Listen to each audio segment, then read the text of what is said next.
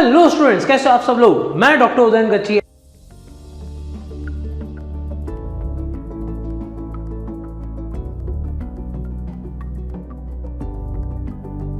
आज हम लोग बात करने वाले सेकंड टर्म आईएमपी क्वेश्चंस, और ये एडिशन जो है वो वन लाइनर का है, क्योंकि यहाँ पे सबसे ज़्यादा दिक्कत होती है वन लाइनर के स्टैटिस्टिक्स के अंदर। सेकंड टर्म के लिए तो बच्चे ध्यान से देख लेना स्टैटिस्टिक्स के बारे में 11 GACB कोर्स। ओके सबसे पहले मैंने यहाँ पे सारे के सारे चैप्टर्स लिए हो, क्योंकि बहुत सारे स्कूल के अंदर अलग अलग चैप्टर्स होंगे, तो मैंने सारे चैप्टर्स कर गए 1 to 9, पर ये सेकंड टर्म का एडिशन है, तो ध्यान रखना यहाँ पे। सेकंड टर्म के अंदर वन लाइनर जो होंगे वो 5 मार्क्स से लेके 7 मार्क तक आ सकते हैं। नॉर्मली 4 या 5 मार्क का होता है, तो वो देख लेना आप लोग अपने हिसाब से। ठीक है, जैसा आप कहें। पॉपुलेशन क्या होता है, तो अगर आपकी सारे के सारे यूनिट्स की अगर स्टडी कर रहे हो तो उसे क्या बोल दिया जाता है, पॉपुलेशन कह दिया जाता है। बच्चा पार्टी इस चीज़ को स्क्रीनशॉट लेना लगे तो ले लेना, कोई दिक्कत नहीं है। पर ये मैंने कौटिल्य करके जो हमारी बैच है उसके अंदर पहले से डाल के रखा हुआ है, तो आपको वहीं से मिल जाएगा, तो आपको वो रीडिंग करना ईजी रहेगा। प्ले स्टोर या ऐप स्टोर पे जाके UKIC ऑनलाइन सर्च करना, उसमें एक फ्री कोर्स है कौटिल्य करके। अगर नहीं हुए तो वहाँ पर देख लेना, और हो चुके हो तो thank you so much. Define primary data. Primary data क्या होता है, जो पहली बार कलेक्ट किया जाता है तो उसे प्राइमरी डेटा होता है। डायरेक्टली फ्रॉम द सोर्स, जिसको आपको डेटा जहां से चाहिए फर्स्ट टाइम के लिए, तो ये कुछ कीवर्ड्स है। देखो, डायरेक्टली, सोर्स और फर्स्ट टाइम, तो ये कीवर्ड्स अगर टीचर को मिल जाते हैं तो ऑटोमेटिकली आपको मार्क्स मिल जाए। यहाँ पे नॉर्मली मैंने अकाउंट्स और स्टेट्स के अंदर देखा हुआ ज़्यादातर ग्रामेटिकल एरर्स को नहीं देखा जाता, पर अगर आपने वन लाइनर या वन लाइनर पूछा हो तो वन लाइनर ही देखना। मैंने लास्ट के अंदर 3 मार्कर और उसके बारे में भी दिया हो, तो टेंशन मत लेना, वो सारी थियरी मैंने दे के रखी हुई है। अभी के लिए वन लाइनर के मैं सारे आंसर्स बताता जा रहा हूँ। चलो फिर आगे बढ़ते हम लोग यहाँ पे। हाँ, कॉमर्स के बाजीगर के बैच के बारे में 12th स्टैंडर्ड के लिए ये, जैसे हमारे कौटिल्य बैच है 11th स्टैंडर्ड 12th स्टैंडर्ड के अंदर, जहाँ पे हम लोग अकाउंट्स, स्टेट्स, इको और OCM या तो फिर बी, ये चार सब्जेक्ट्स के डायरेक्ट लेक्चर्स देंगे अकाउंट्स और स्टेट्स के अंदर। हर लेक्चर के साथ प्रैक्टिस सम्स होंगे जो आपको बहुत ही हेल्पफुल रहेंगे। टेक्स्ट बुक के अलावा बहुत सारी चीज़ें होगी, मॉडल क्वेश्चन पेपर्स होंगे, उन सब के सॉल्यूशंस भी होंगे, चैप्टर वाइज क्वेश्चन पेपर और उसके सॉल्यूशंस भी होंगे, तो ये आपको बहुत ही हेल्पफुल रहेगा। अपने सेल्फ पेस पे करना है, ये पूरा हमने अलग से रिकॉर्ड किया हुआ है, जिसको हमने दिया हुआ है। ये आपको 110% मैं गारंटी हूँ आपको मार्क्स लाने में बहुत हेल्प करेगा। अकाउंट्स और स्टेट्स के अंदर स्पेसिफिकली मैंने देखा है किन किन बच्चों को स्टैटिस्टिक्स के अंदर और अकाउंट्स के अंदर बेसिक्स बहुत ही कच्चे होते हैं, तो उनको दिक्कत ये आ जाती है कि फटाफट नहीं चल पाते। अब मैंने लेक्चर्स जो है ना उस हिसाब से बनाए जहाँ पे 99% डाउट्स जो है वो इरेज हो जाते हैं, पर 1% कई लोगों को A+B होल क्यूब की फॉर्मूला नहीं आती। अब मैं डायरेक्ट तो सम करवा दूंगा, उस टाइम पे समझ में आ जाएगा, पर ये आता ही नहीं है तो क्या है। तो मैंने कुछ लेक्चर्स जो हम लोग लाइव जो लेते हैं वो लाइव लेक्चर्स को एडिट करके वहाँ पे रखे, तो आपके लिए बहुत ही आसान हो जाएगा, क्योंकि पार्ट 2 जो है स्टेट्स का, वहाँ पे प्रोबेबिलिटी है, नॉर्मल डिस्ट्रीब्यूशन, उन सब के अंदर हैंड होल्डिंग चाहिए, और अगर वो हैंड होल्डिंग मिल जाती है तो डेफिनेटली आपका रिजल्ट जो है वो बहुत ही अच्छा है। रिजल्ट हमारी वेबसाइट पे जाके देख सकते हो, हमारे इंस्टाग्राम पे जाके देख सकते हो कि 12th का क्या क्या रिजल्ट।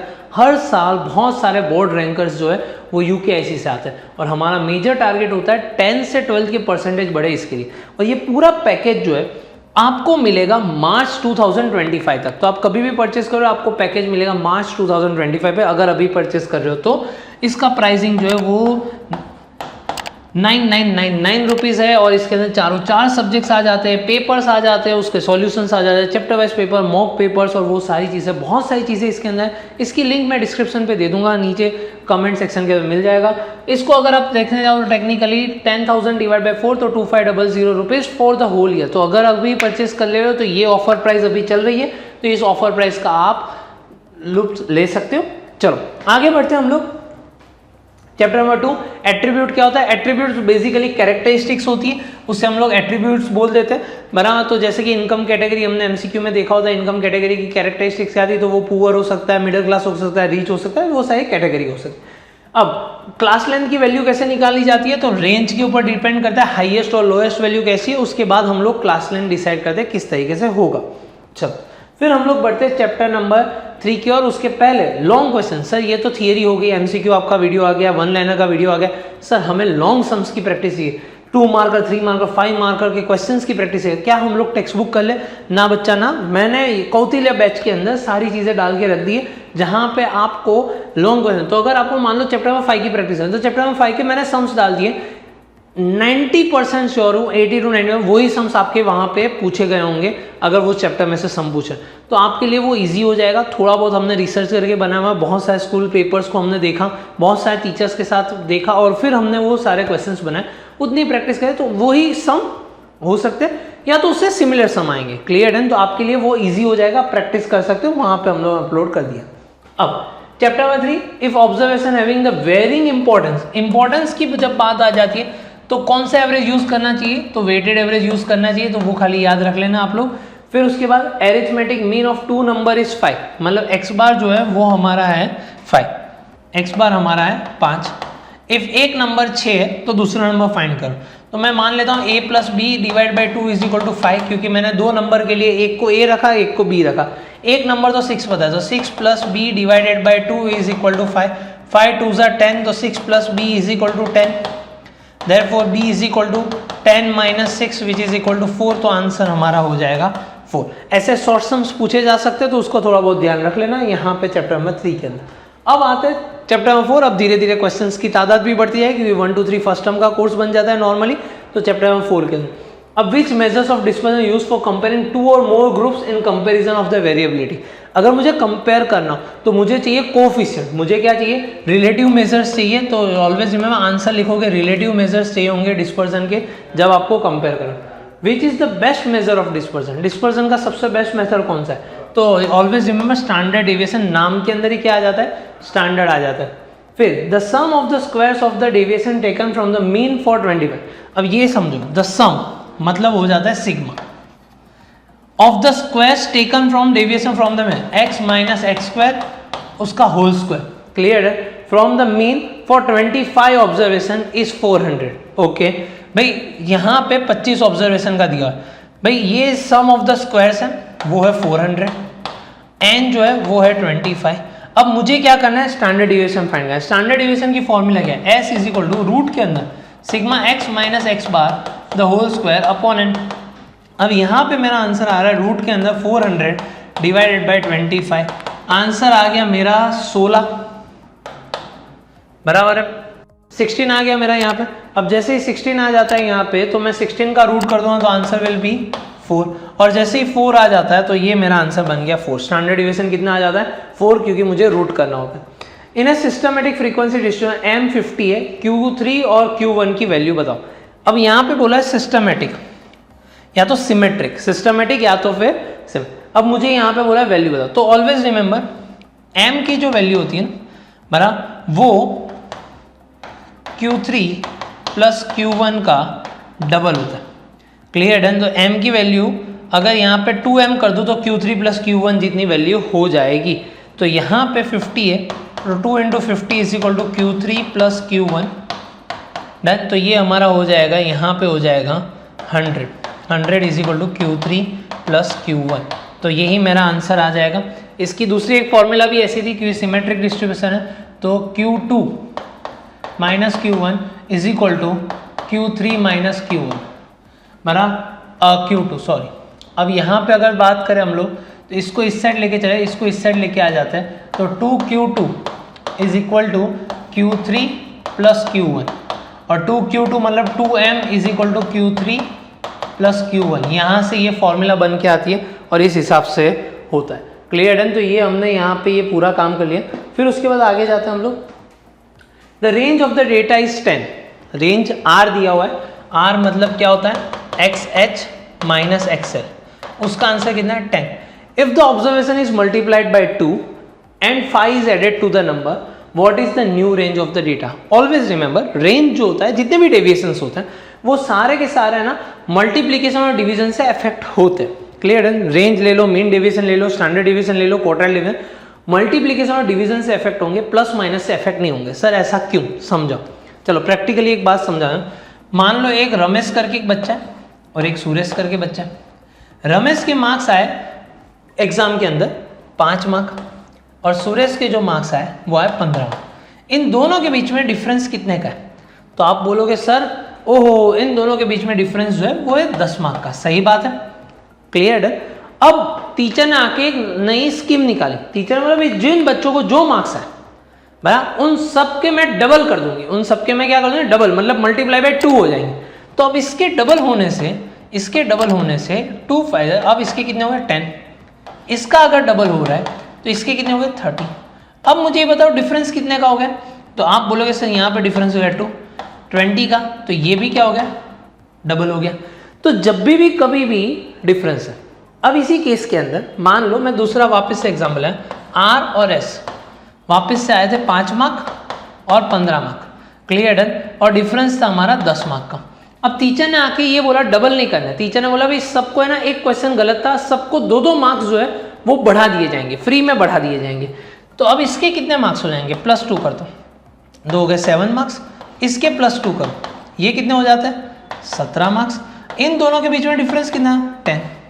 तो यहाँ पे कोई इफेक्ट आई ही नहीं। तो प्लस माइनस की इफेक्ट जो होती है ना वो range, quartile division, mean division, standard division में नहीं आती, पर मल्टीप्लिकेशन की इफेक्ट आती है। यहाँ पे बोला है मल्टीप्लाइड बाय 2, तो 10 का मल्टीप्लाई बाय 2 कर दो, डायरेक्ट आंसर कितना आ जाएगा 20 हो जाएगा। So this is the answer. ये सारे शॉर्ट क्वेश्चन है जिसको ध्यान से देखना है।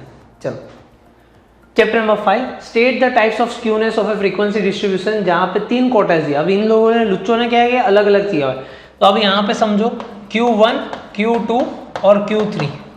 अब Q1 जो है वो सबसे छोटी वैल्यू ले लो, वो है 36, Q2 जो है वो है 40 और ये जो है वो है 42, क्लियर है। अब यहाँ पे क्या बोला है, ये सारी चीज़ों का डिफरेंस निकाला, तो Q3 माइनस Q1 का आंसर कितना है 2, Q2 माइनस Q1 का आंसर कितना है 4, that means Q2 minus Q1 is greater than Q3 minus Q1।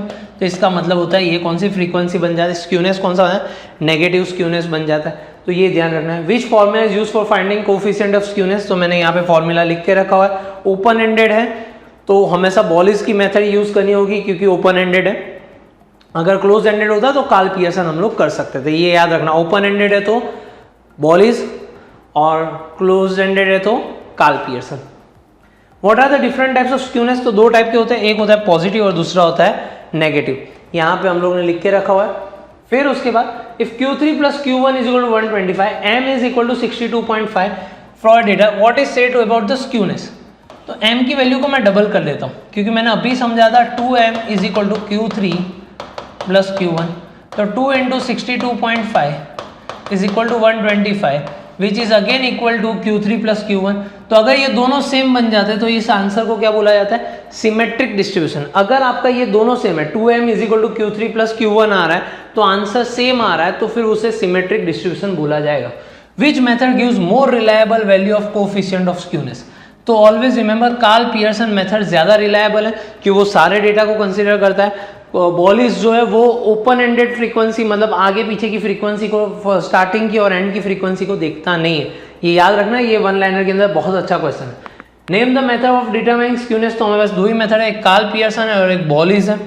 Characteristics of A skewed distribution, पहला यहाँ पे लिखा हुआ है, दूसरा यहाँ पे लिखा है। The values of mean median are not in equal, क्योंकि तो ही स्क्यूड हो जाएगा। मीन मीडियन मोड अगर तीनों इक्वल है तो वो तो क्या बन जाएगा, वो तो सिमेट्रिक बन जाएगा। और दूसरा क्वार्टाइल्स जो है वो इक्वी डिस्टेंस नहीं होंगे, मतलब Q3 minus M will be not equal to M minus Q1। M और Q2 को एक ही चीज बोली जाती है, इसलिए बच्चा कंफ्यूज मत होना। बहुत सारे बच्चे ऐसे, सर ये M और Q3, M और Q2 क्या अलग अलग है? नहीं, दोनों एक ही है। थोड़ा बहुत अच्छी तरीके से कर लेना। अब डिफाइन कोफिशिएंट ऑफ स्क्यूनेस, तो relative measure of skewness is termed as coefficient. ये इतना इजी क्वेश्चन है, इतना इजी क्वेश्चन है, बच्चा इसको ढूंढते ढूंढते थक जाता है। भाई गूगल कर लेते हैं इन सारी चीज़ों को, सर इसका आंसर क्या आएगा, कुछ नहीं आएगा, कुछ मत करो। रिलेटिव मेजर को क्या बोला जाता है, कोफिशिएंट बोला जाता है। चलो नेक्स्ट चैप्टर के अंदर जाते हैं। चैप्टर नंबर 6, 5 एम्प्टी सीट्स हैं in a coach of train, how many ways 3 persons can be seated. जब भी अरेंजमेंट की बात है, अरेंजमेंट की बात है, क्लियर एंड ऑलवेज रिमेंबर आपको काम करना होगा परम्यूटेशन पे, और जब भी सिलेक्शन की बात है तो आपको काम करना होगा कॉम्बिनेशन पे। ये याद है ना, इस चैप्टर का यही गुरु मंत्र है, इसके अलावा कुछ भी नहीं है। बहुत सारे बच्चे इस चैप्टर से बहुत डरते हैं, ये चैप्टर सही में बहुत ही इजी सा चैप्टर है, इसको अगर अच्छी तरीके से समझ लिया तो कोई दिक्कत नहीं है। चलो, इन हाउ मेनी वेज, अगर ये चैप्टर चाहिए तो फटाफट से कमेंट कर लेना, मुझे ये चैप्टर चाहिए, तो हम लोग इसका एक जुगाड़ निकाल देंगे। क्लियर डन, कमेंट कर देना वी वांट चैप्टर नंबर 6. चलो, in how many ways we can all the letters of word Tani can be arranged so that vowels remain together. T A N I के अंदर vowels है ये दो, clear है. तो 1 2 3 4 के अंदर मैं जो vowels है ना A और उनको एक डब्बे में डाल दे रहा हूँ, और दूसरा T और N बाकी रहा उन लोग को एक एक डब्बे में रख रहा हूँ. तो यहाँ पे डब्बे कितने हुए? 3 डब्बे हुए. तो पहले मैं लिखूंगा 3P3 N2. अब ये A और I जो है वो A यहाँ पे I यहाँ पे बैठ सकती है, या तो I यहाँ पे A यहाँ पे बैठ सकते हैं. उससे हम लोग बोलेंगे 2P2. 3P2 का मतलब 3 2 1, 2P2 का 2 into 1, 2 2 4, 4 3 12. तो आंसर आ गया 12 वेज. क्लियर है. तो ये हमने करना है. सबसे पहले जब भी किसी को साथ में रखना हो तो डब्बा मेथड याद रखना, डब्बे में पैक कर दो. तो जिन दोनों को डब्बा करना है वो दूसरे लोग को अलग कर दो. पहले डब्बे का अरेंजमेंट निकालो और फिर जो अंदर जितने लोग हैं उसका अरेंजमेंट निकालो. तो ये ज़्यादा अच्छी तरीके से हो जाएगा. भाई मैथमेटिकल रिलेशनशिप क्या है? परम्यूटेशन का है. तो ऑलवेज जो है NCR is equal to NPR upon R factorial. या तो फिर आप लिख सकते हो NCR into R factorial is equal to NPR. Clear है. ये आंसर भी सही है, ये भी सही है. मैंने ये वाला आंसर यहाँ पे दे के रखा है और ये वाला आंसर आपकी बुक के अंदर है वो भी दे के रखा है. चलो फिर उसके बाद जाते हैं. भाई in how many ways 2 cards of queen और king can be selected from well of 52 पे. भाई 52 कार्ड्स है, उसमें से मुझे 2 कार्ड किंग के चाहिए या तो क्वीन के चाहिए. किंग के चाहिए तो मुझे ये बताओ किंग कितने होते हैं? 4 होते हैं. हाँ सर 4 होते हैं. भाई उसमें से 2 पत्ते चाहिए, या तो और क्वीन चाहिए तो वो भी 4 होता है. 4 से 2. 4 से 2 का मतलब है 4 into 3 डिवाइड बाई 2 into 1. और का मतलब है यहाँ पे 4 into 3 divide by 2 into 1. Clear है. अब ये 2 2 2 3 6 और 6 2 2 तो यहाँ पे और का मतलब प्लस होता है. मैंने पहले ही सीखा हुआ था MCQ वाले के अंदर. और मतलब छोटा ऐड, एंड मतलब बड़ा मल्टीप्लीकेशन. तो ये आपके दिमाग में बैठ जाएगा किस तरीके से. तो 6 + 6 आंसर इज 12. तो 12 वेज हमारा आंसर बन जाएगा. चल if NC2 is 15 find the value of NC2 is equal to 15. तो NC2 का मतलब है 2 नंबर आएंगे n इंटू n माइनस 1 बरा n और उससे 1, क्योंकि 2 नंबर. अगर NC3 होता तो n n-1 n-2. NC4 होता तो n n-1 n-2 n-3. Clear है इस तरीके. और नीचे आ गया 2 into 1 इज 50. तो इसको मैं ऐसे लिख सकता हूँ n into n-1 is equal to 15 into 2 into 1. तो ये हो गया 30 is equal to n into n-1. अब मुन्ना भाई आप सबके पास कैलकुलेटर है? हाँ है. कैलकुलेटर में ये करो 2 नंबर मुझे आजू बाजू के ही चाहिए. 2 नंबर आजू जो 30 है. सबसे पहले चालू करते 2 इंटू 1 तो 2. फिर आ जाओ 5 पे. 5 4 ज़ा 20 तो इससे भी बड़ा नंबर है. अब मैं जाता हूँ 10 इंटू 9 90. ओहो बहुत आगे निकल गए और पीछे आना है. अब धीरे धीरे करके करो 8 इंटू 7, फिर 7 इंटू 6 करो, फिर 6 इंटू 5 करो. हाँ सर 6 इंटू 5 आ गया sir. 6 into 5 is equal to 30. Therefore n is equal to 6. लो हो गया आपका आंसर. तो ये आपका परम्यूटेशन कॉम्बिनेशन वाला पार्ट खत्म. अब आता है चैप्टर नंबर 7. वापस से थियरी. इसमें से थियरी बहुत ज़्यादा आएगी. तो चैप्टर नंबर 7 और 8 के अंदर गारंटी के साथ लिख के रख दो थियरी बहुत ज़्यादा आने वाली है अगर ये चैप्टर है आपके कोर्स के अंदर. ओह ऐसा है क्या? स्ट्रेटिफाइड रैंडम सैम्पलिंग के अंदर क्या क्या चीज़ें होती है? तो हम लोग ग्रुप्स बना लेते हैं. हम लोग क्या बना लेते हैं? ग्रुप्स बना लेते हैं जिससे वो सेम नेचर के हो तो उससे स्ट्रेटा बोला जाता है. और उस स्ट्रेटा को हम लोग बोलते हैं स्ट्रेटम. जो अलग अलग ग्रुप्स बना उसे स्ट्रेटम बोला जाता है. क्लियर. अब कौन कौन सी सैम्पलिंग मेथड होती है जहाँ पे यूनिफॉर्म इंटरवल्स पे अगर हम लोग करें तो जियो याद रखना यूनिफॉर्म इंटरवल्स पे अगर करना है तो वो आ जाता है सिस्टमेटिक सैम्पलिंग. वो कौन सा आ जाता है? Systematic sampling. ये बच्चा याद रखना. What do you mean by sample without replacement? उसका मतलब ये है कि आपको वापस से उसको रिप्लेस करना नहीं. तो इंग्लिश में मैंने लिख दिया in each unit is selected from population without replacing the unit selected earlier is called sample without replacement. With replacement मतलब उसको डाल दिया वापस से ले लिया, डाल दिया वापस से ले लिया. तो सेम रिपीट अगर हो रहा है तो विथ रिप्लेसमेंट, अगर रिपीट नहीं हो रहा है तो विदाउट रिप्लेसमेंट. ये याद रख लेना भाई. रैंडम टेबल नंबर्स तो 3 रैंडम लेवल LSC ट्रिपेट्स ये हमने MCQ में भी देखा हुआ था अगर याद हो तो. फिशर्स और येट्स रैंडम टेबल है. और दूसरा आता है random table of Rand Corporation of America. भाई सैम्पलिंग की कौन कौन सी मेथड होती है? तो एक होता है सिंपल रैंडम, एक होता है स्ट्रेटिफाइड और तीसरा होता है सिस्टमेटिक। भाई विथ रिप्लेसमेंट का मतलब क्या होता है? तो विथ रिप्लेसमेंट का मतलब ये होता है कि अगर आपने रिप्लेस करते जा रहे हो, वहां पे विदाउट रिप्लेसमेंट था, यहाँ पे अगर उसी यूनिट्स को वापस से आपको इंक्वायरी के लिए या सैंपल के लिए ले रहे हो तो उसे विथ रिप्लेसमेंट बोला है। भाई कौन कौन से सिंपल रैंडम सैम्पलिंग का दो चीज होती है? तो लॉटरी मेथड होती है और दूसरा होता है रैंडम टेबल मेथड। ये याद रखना, ये IMP है, ये याद रखना, ये भी IMP है। इतनी चीजें अच्छी रहे, ये भी नाम से याद रख लेना, क्योंकि इस चैप्टर के अंदर थियरी के चांसेस बहुत ही ज़्यादा है। अब 70 स्टूडेंट्स लेने, टीचर 70 लोगों बच्चों की क्लास है, टीचर को 7 बच्चे सिलेक्ट करने हैं for 7 activities obtain random with replacement. With replacement का मतलब क्या है? रिपीट हो सकता है। अब मैंने एक सिंपल सा दिमाग लगाया, मैंने कुछ नहीं किया। ये चैप्टर की पता है बहुत अच्छी बात क्या है? इसका कोई सही आंसर ही नहीं। अगर आपने कंडीशन के अंदर जो आंसर लिखा वो सही, क्लियर है? तो यहाँ पे 70 के नीचे अगर मैं बात करूँ तो एक ही नंबर दिखाई दे रहा है। अब है अलग अलग तौर तरीके पर, विथ रिप्लेसमेंट बोला होता, मैंने काम क्या किया पता? 1 2 3 4 5 6 7 एक ही बंदे को डाल दिया, 009 नंबर को लो डाल दिया विथ रिप्लेस। अगर विदाउट रिप्लेसमेंट बोला होता सर तो क्या करते? 1 2 3 4 5 6 7 खत्म कहानी। डिफाइंड स्ट्रेटिफाइड रैंडम सैम्पलिंग, तो अगर हम हेट्रोजीनियस पॉपुलेशन है तो उसे हम लोग को अलग अलग स्ट्रेटास बनाने होंगे, स्ट्रेटम बनाना तो उसे stratified random sampling. Parameter of population के अंदर क्या क्या चीज़ें होते हैं? तो स्टैंडर्ड डेविएशन हो गया, ये सारे पैरामीटर्स बन जाते हैं। Population mean, population standard deviation, ये सारे पैरामीटर्स बन जाते हैं पॉपुलेशन। चैप्टर नंबर 8, भाई ए और बी, जहाँ पे A belongs to real number, the function is called real variable. ए हमारा क्या होता है? डोमेन होता है, और बी क्या होता है? हमारा को डोमेन होता है।